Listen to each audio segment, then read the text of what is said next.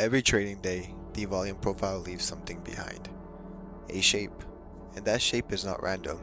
It's a record of what the market just did, who got forced out, where value was accepted, whether either side actually won. Today, I'm introducing 5 shapes worth recognizing, what each one is really saying, and just as important, what it is not saying. Because the temptation will be to turn these into buys and sell signals, and they are not signals, they are context. Let's go through them one by one. Now the first shape, the P shape. Heavy volume at the top, thin tail down below. Read the story from the bottom up. Price moved through the lower tail fast because no one transacted here. That's usually shorts being forced to cover, buyers in control. Then the market settled and built value up top. That bulge is the market accepting higher prices. So yes, this is a bullish environment, but notice, by the time you can see the P, the move already happened. The real question now is whether price holds inside this new upper value area. That's what tells you if higher prices are truly accepted. The B shape, and yes, that's a lowercase b, which matters in a minute. It's the exact mirror. Thin tail above, heavy volume at the bottom. Price got rejected from higher prices fast. Longs got forced out on the way down. That's longs liquidation. And the market built value at the lows. Sellers are in control and lower prices were accepted. Same logic as the P, flipped. Bearish environment, the move was already done. And now the question is whether price stays inside this new lower value area. Now, the D shape. Heavy volume in the middle. 70% of the volume is being traded in the middle.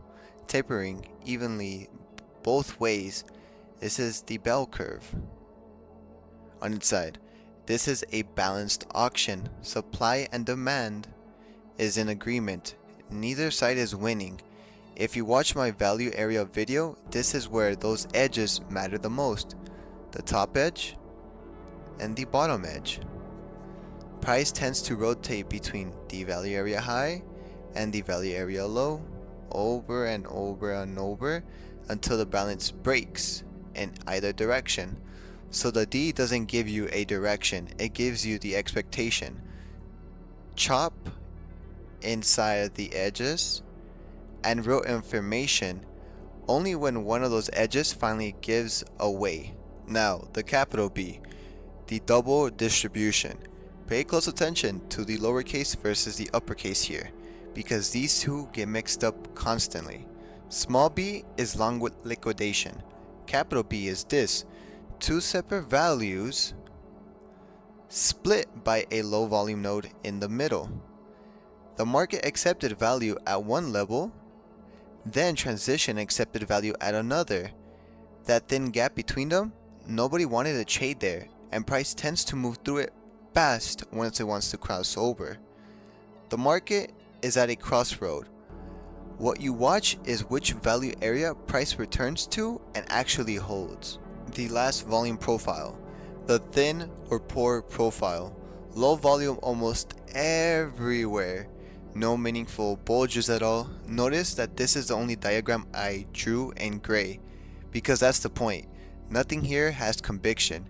You'll see this overnight, on holidays, or before any major news.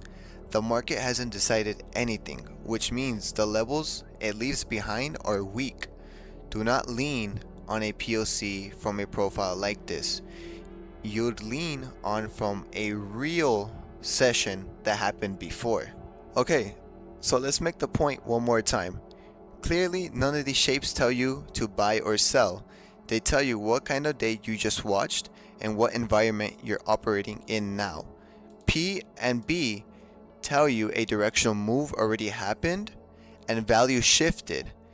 D tells you to expect rotation. Capital B tells you that the market is choosing, and the thin and poor profile tells you to trust nothing.